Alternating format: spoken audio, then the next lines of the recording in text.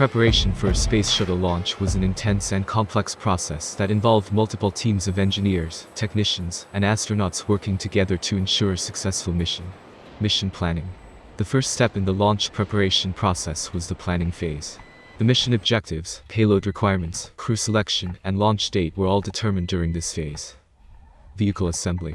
As described in the previous answer, the external tank, solid rocket boosters, and orbiter were assembled separately, and then integrated together to form the complete space shuttle system.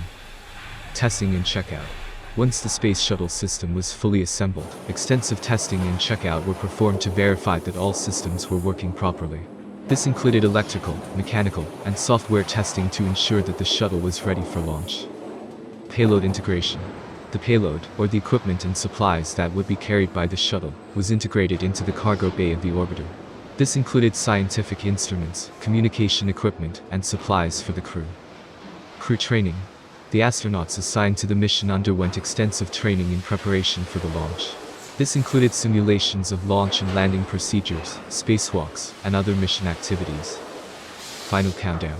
In the days leading up to the launch team conducted a final countdown rehearsal to ensure that all systems were functioning properly. On the day of the launch, the astronauts boarded the shuttle, and the launch team performed a final systems check. The countdown began, and the shuttle's main engines were ignited. Once the engines were running smoothly, the solid rocket boosters were ignited, and the shuttle lifted off from the launch pad. Overall, the Space Shuttle launch preparation process was a highly coordinated and complex effort that involved thousands of people working together to ensure a successful mission. The success of each launch depended on the careful planning, rigorous testing, and precise execution of each step of the process. The final Space Shuttle assembly before flight was a highly complex and meticulous process that involved integrating the various components of the shuttle system and conducting extensive testing to ensure that everything was working properly. This process was critical to the success of the mission and involved thousands of people working together in a highly coordinated effort. The first component of the Space Shuttle system to be assembled was the external tank. The external tank was the largest component of the system, and it was built at the Midget Assembly Facility in Louisiana.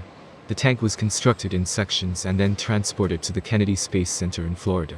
Once at Kennedy, the sections were joined together, and the tank was outfitted with the necessary plumbing, electrical systems, and insulation. The solid rocket boosters were also assembled in sections at the Utah-based Thiokol factory and transported to Kennedy. Once at Kennedy, the sections were joined together, and the boosters were outfitted with the necessary systems and equipment. The orbiter, or the space shuttle itself, was assembled at the Vehicle Assembly Building at Kennedy. The orbiter was comprised of three main components: the crew cabin, the mid-fuselage, and the aft fuselage. These components were joined together, and the orbiter was outfitted with the necessary systems and equipment. Once the external tank, solid rocket boosters, and orbiter were all assembled, they were integrated together using a special platform called the Mobile Launcher Platform. The external tank was attached to the solid rocket boosters, and the orbiter was then attached to the external tank. This integration process was a delicate operation that required precision and careful attention to detail. Extensive testing was conducted to ensure that all of the systems on the space shuttle were working properly. This included testing the communications systems, the electrical systems, the propulsion systems, and the environmental control systems. The testing phase was critical, as any issues or malfunctions could result in a failed mission or even catastrophic failure. Once all of the testing was completed, the fully assembled space shuttle was rolled out to the launch pad. The shuttle was then fueled, and final preparations were made for launch. The launch was the culmination of years of planning and preparation, and it was a momentous event that captivated the world. The final space shuttle assembly process was a testament to human ingenuity and engineering prowess. Despite the complexity and challenges involved, the space shuttle system was an incredible achievement in human spaceflight, and it enabled a wide range of scientific and exploration missions over the course of its 30-year history. While the Space Shuttle program has since been retired, the lessons learned and the technological advancements made during its development and operation will continue to inform and inspire future generations of space explorers. Space Shuttle Discovery was the third orbiter in NASA's Space Shuttle program. Its manufacturing process was similar to that of other shuttles in the fleet, with various components being built and assembled at different locations across the United States. The main components of Discovery, including the wings, fuselage, and engines, were built by different companies and then transported to the Kennedy Space Center in Florida for final assembly. Here are some details on the manufacturing process of some of the key components. The forward and aft sections of the fuselage were built by Rockwell International at its plant in Palmdale, California. The midsection was built by Martin Marietta in New Orleans, Louisiana. The sections were then transported to Kennedy Space Center, where they were joined together to form the complete fuselage. The wings of Discovery were built by Rockwell International at its plant in Palmdale, California. They were then transported to Kennedy Space Center, where they were mated with the fuselage and other components. The three main engines of the shuttle were built by Rocketdyne in Canoga Park, California. They were then transported to the Kennedy Space Center, where they were installed on the shuttle. A thermal protection system, which protected the shuttle from the extreme heat of re-entry, was manufactured by several companies. The tiles that covered the underside of the shuttle were made by 3M in Minnesota, while the reinforced carbon panels that covered the nose and leading edges of the wings were made by several companies, including General Electric. Once all the components were manufactured and transported to the Kennedy Space Center, they were assembled in the Vehicle Assembly Building. The VAB has 4 high bays, each of which can accommodate the assembly of a complete shuttle stack. The orbiter was mated to the external tank and solid rocket boosters on the Mobile launcher platform, which was then transported to the launch pad. The assembly process of a space shuttle was a complex and multi-stage process that took place at the Kennedy Space Center in Florida. The process involved the integration of various components, including the orbiter, the external tank, and the solid rocket boosters, to create a complete shuttle stack. The following is a brief overview of the space shuttle assembly process. The major components of the shuttle, including the orbiter, the external tank, and the solid rocket boosters, were built by various contractors across the United States. Once the components were built, they were transported to the Kennedy Space Center via sea, air, or land transportation. Before the components were assembled, they underwent processing and inspection to ensure that they met the required specifications and standards.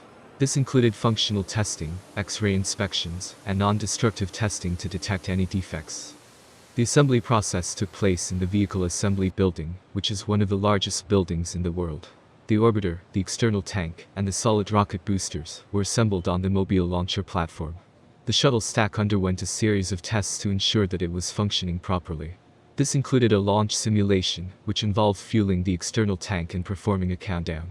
Once the testing was complete, the shuttle stack was transported to the launch pad via the crawler transporter. The shuttle was launched into space using the thrust from the main engines and solid rocket boosters. The external tank was jettisoned once it was empty. The assembly process of a space shuttle was a highly coordinated effort that involved the work of thousands of engineers, technicians, and contractors across the United States. It required careful planning, attention to detail, and rigorous testing to ensure that the shuttle was ready for launch. The development of the Space Shuttle program began in the late 1960s and lasted through the 1970s. It was a highly ambitious project that aimed to create a reusable spacecraft that could transport astronauts and cargo into orbit and back to Earth. Here's a brief overview of the Space Shuttle development process. The concept of a reusable spacecraft was first proposed in the early 1960s. The design process involved the collaboration of NASA engineers, industry contractors, and military officials. The initial design included a winged spacecraft that would launch vertically like a rocket and land horizontally like an airplane. NASA built several prototypes to test the feasibility of the design. This included the Enterprise, a full-scale test vehicle that was used to test the shuttle's aerodynamics and handling characteristics. NASA conducted numerous tests on the prototypes to refine the design. The major components of the Space Shuttle, including the orbiter, the external tank, and the solid rocket boosters, were manufactured by various contractors across the United States. The Space Shuttle components were assembled and integrated at the Kennedy Space Center. The orbiter was mated to the external tank, and the solid rocket boosters were attached to the side of the tank. The Space Shuttle underwent a series of flight tests to evaluate its performance and safety. The first Space Shuttle mission, STS-1, launched on April 12, 1981. The Space Shuttle went on to complete a total of 135 missions over the course of its 30-year career. These missions included satellite launches, scientific experiments, and assembly of the International Space Station. The Space Shuttle development process was a complex and challenging undertaking that involved the work of thousands of engineers, technicians, and contractors across the United States. It required a high level of collaboration and innovation to create a spacecraft that could achieve the ambitious goals set out by NASA. Despite the challenges, the Space Shuttle program remains one of the most significant achievements in the history of space exploration.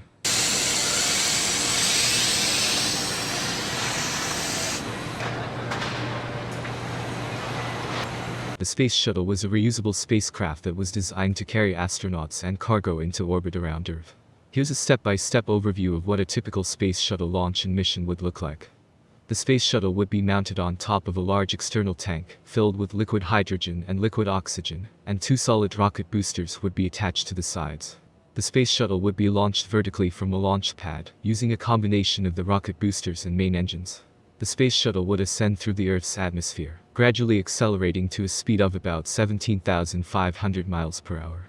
The solid rocket boosters would be jettisoned and would fall back to Earth, while the main engines would continue to propel the space shuttle into orbit.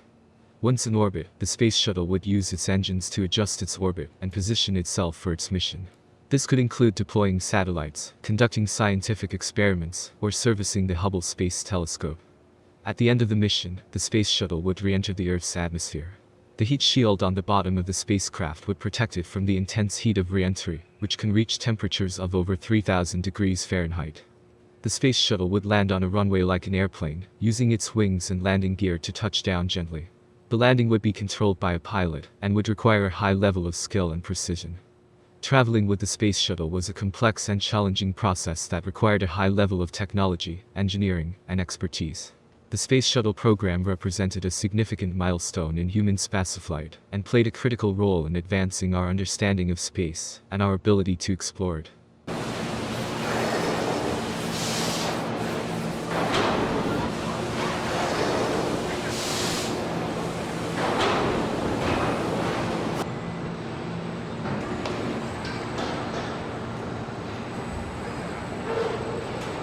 The NASA space program is a multifaceted program that includes a wide range of activities related to space exploration, scientific research, technology development, and education. NASA has a long history of sending astronauts into space, including the Apollo missions to the Moon in the 1960s and 70s, and the Space Shuttle program from 1981 to 2011. Today, NASA is working with commercial partners to develop new spacecraft and technologies that will enable humans to explore space beyond low Earth orbit. NASA conducts a wide range of scientific research related to space, including studying the origins and evolution of the universe, the properties of planets and other celestial bodies, and the effects of space on human health and biology. NASA is constantly developing new technologies to enable space exploration, such as advanced propulsion systems, lightweight materials, and autonomous robotics. NASA is committed to engaging the public in its mission and inspiring the next generation of space explorers. This includes educational programs for students and teachers, public outreach events, and partnerships with museums and other institutions. The NASA space program is a collaborative effort that involves scientists, engineers, astronauts, educators, and many other professionals. It is a testament to human ingenuity, curiosity, and our desire to explore the unknown.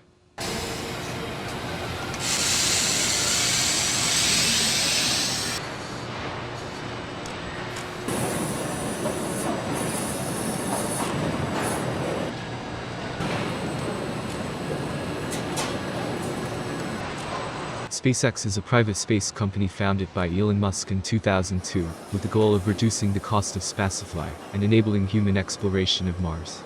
Here's an overview of some of the key components of the SpaceX space program. Rockets.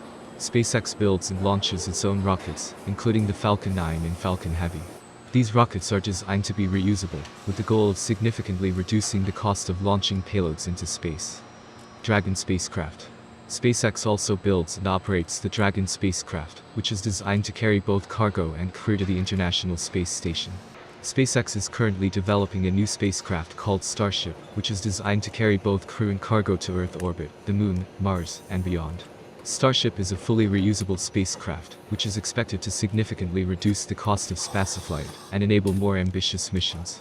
SpaceX has a number of commercial partnerships for launching satellites and other payloads into orbit, including partnerships with NASA and the US military. Elon Musk has set the goal of making humanity a multiplanetary species, and SpaceX is working on developing the technology to enable human exploration of Mars. The company has announced plans for a Mars colonial transporter, which would be used to transport humans and cargo to Mars. SpaceX's ambitious plans for human exploration of Mars have captured the imagination of many people around the world, and the company is likely to continue to be a major player in the space industry in the coming years. Endeavour was designed to be more capable and versatile than its predecessors. It featured several upgrades, including a drag chute that allowed the shuttle to land on shorter runways, and a robotic arm that could be used to deploy and retrieve satellites. It was also equipped with a new type of main engine that was more reliable and efficient. Over the course of its 25 flights, Endeavour completed a number of important missions. It carried out the first Hubble Space Telescope servicing mission in 1993, which included replacing several key components and installing a new camera. It also delivered the first American piece to the International Space Station in 1998, and carried out several subsequent disassembly and maintenance missions. One of Endeavour's most notable missions was STS-118, which took place in August 2007.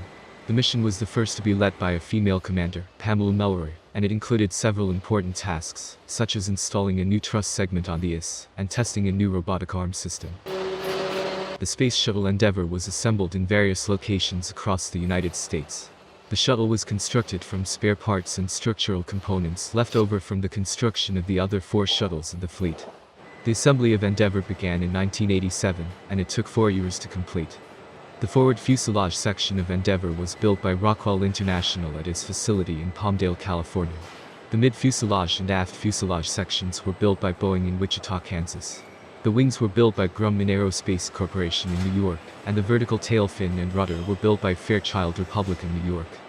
Once all the components were built, they were shipped to the Kennedy Space Center for final assembly. There, the shuttle was assembled in the Vehicle Assembly Building, which is one of the largest buildings in the world. The VAB has 4 high bays, each of which can accommodate the assembly of a complete shuttle stack. Endeavour was assembled in High Bay 2 of the VAB, which is 160 meters tall. The orbiter was mated to the external tank, and the solid rocket boosters on the Mobile launcher platform, which was then transported to the launch pad. Overall, the assembly of the Space Shuttle Endeavour was a complex and multi-stage process that involved the efforts of thousands of workers and contractors across the United States.